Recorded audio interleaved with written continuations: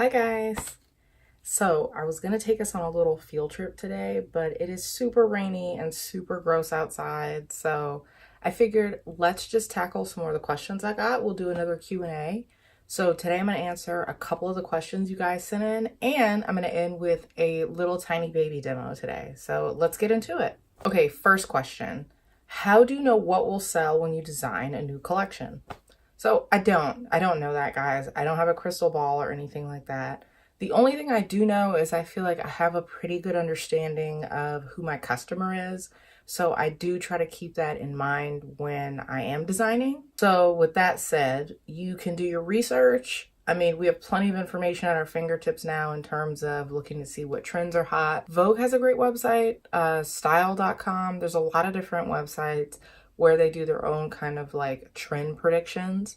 There are also some trend forecasting companies that I know a lot of larger fashion companies actually use.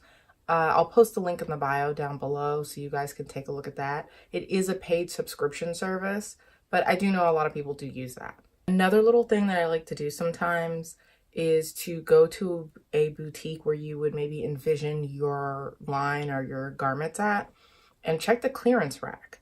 People vote with their dollar, and usually things on the clearance racks are things that the store had a little trouble moving. So I would envision that if they had trouble, then those colors and those styles are going to be something that you also have trouble moving to. Where do you get fit models from? This is an easy one, guys. A lot of modeling agencies will usually have a fit model division, and you can just call and ask what their hourly rate is. It works just like a regular model, but you don't actually have to see, does the fit model have the right look you want for the collection? You really just want to make sure that they have the measurements that you're looking for.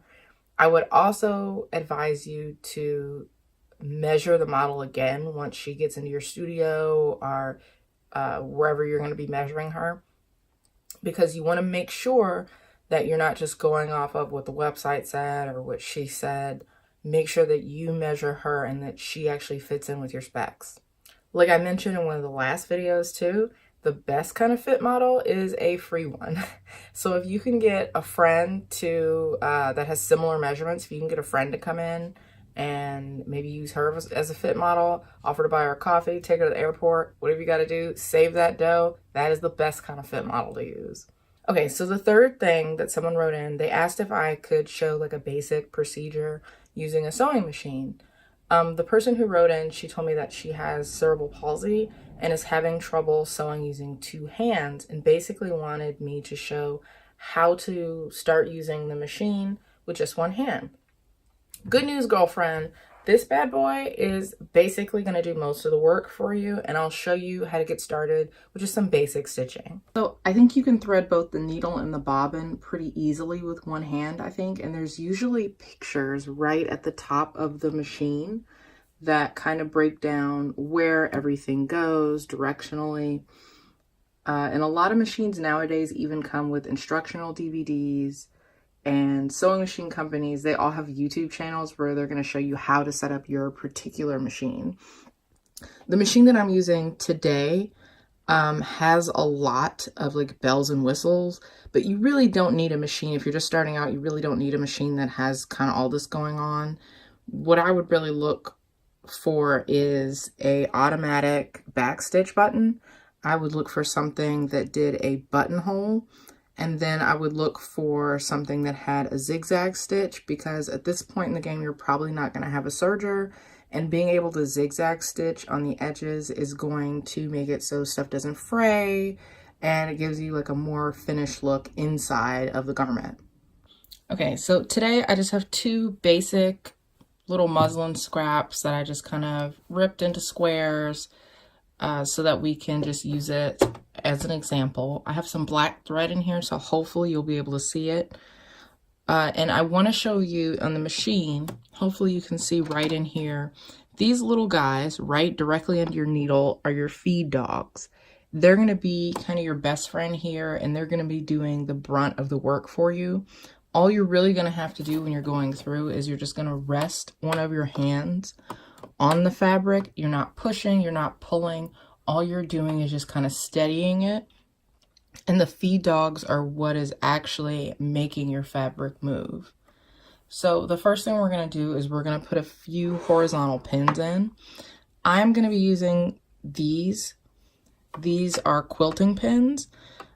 These I think are a little bit easier if you're just starting out. They're easier for you to see. They're easier for you to work with than dressmaking pins with the tiny heads. Just as an example, these are the dressmaking pins that I'm talking about. And these, I think too, if you're having any issues with dexterity, these are going to be a little more difficult for you to work with and handle right away. So I'm just going to take, so this is all threaded up. So I have my pin cushion off to the side. You can't really see it, but I do have my little pin cushion over here. And I'm going to take this and I'm going to just put maybe one pin here. And again, I'm just using one hand, and I'm going to put another pin here.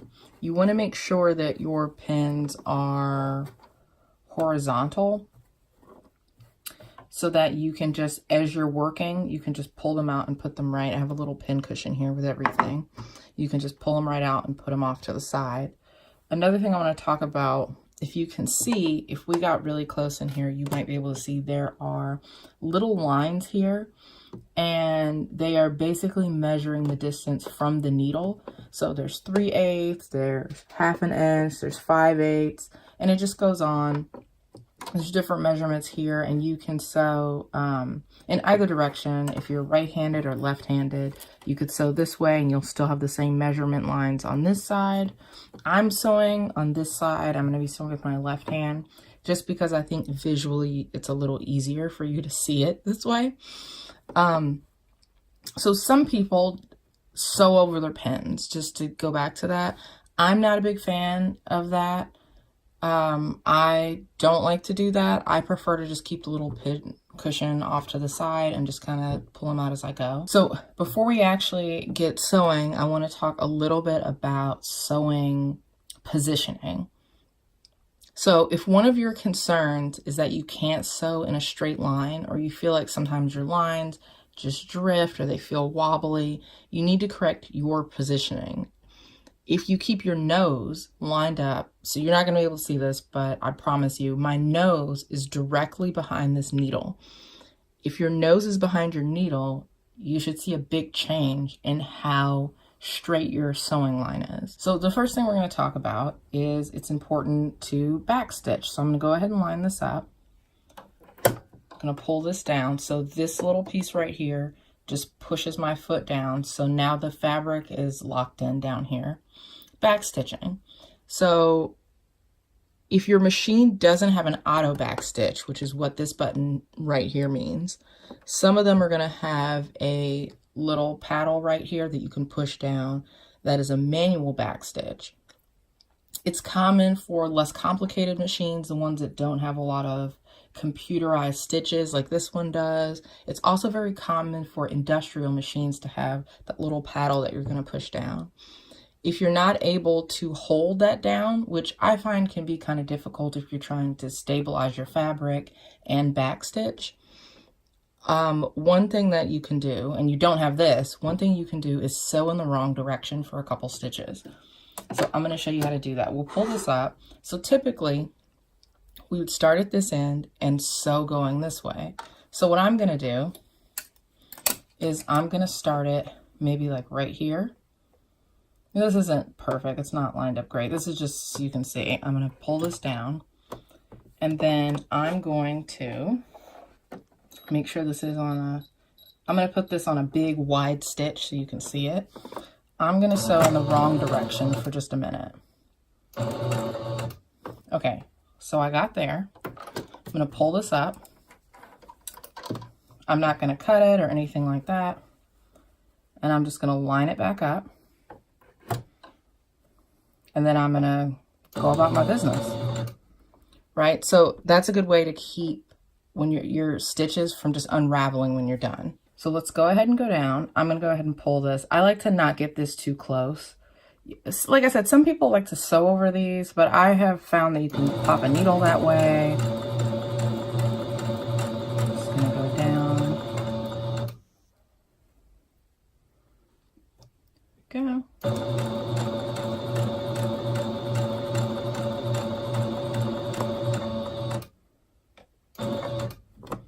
Okay, and then again, I'm going to flip this over. I'm going to sew in the wrong direction for a second.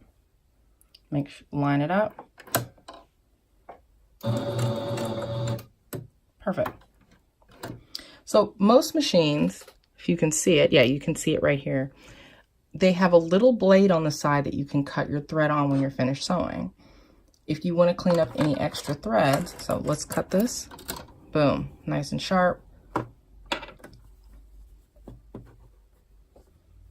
we can open this up. So one hand, we did this, right? Perfect. So if you still have some extra threads, you can see we have little tails right here. I'm going to recommend, a lot of people use the tiny little shears or scissors. I'm going to recommend these because they stay open and all you have to do is squeeze just like that.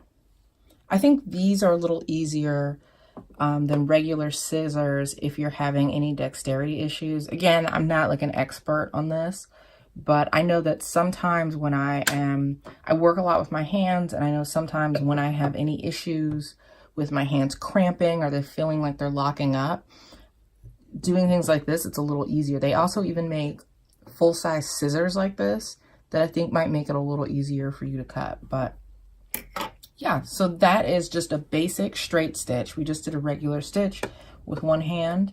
You can do the same techniques. You can apply this to curves. You can really make anything with this. I mean, just with just doing this one straight stitch, I had my machine on a 7 right now, which was the stitch length, and this was a pretty wide stitch. But just with what we did right now, we could make pillowcases, pajamas, tote bags, table runners. There's a lot of really basic projects that you can get yourself started with. So also, I want you to keep in mind that this is a learning process and you're not going to do everything perfectly right away. It's going to take a little practice. I mean, I've been sewing for a long time and I still learn new things all the time, every day. If you're just starting out, you're not going to want to undertake like a couture gown. I would tell you to maybe look at some of the beginning patterns at Walmart or Joann's and make something out of a basic woven fabric like pillowcases or pajama bottoms. Those are some of the projects I know when I very first learned how to sew. You make a lot of pillowcases, you make pajama bottoms, or maybe like a tote bag or something like that. Just something to get you familiar with the machine. So I hope I answered everybody's questions okay. So feel free to let me know if you have any follow-up questions or if there's something that you want me to explain a little bit better. But at this point, you know what to do. You're not new to YouTube. Give me a thumbs up, hit subscribe, and I'll see you guys next time. Bye.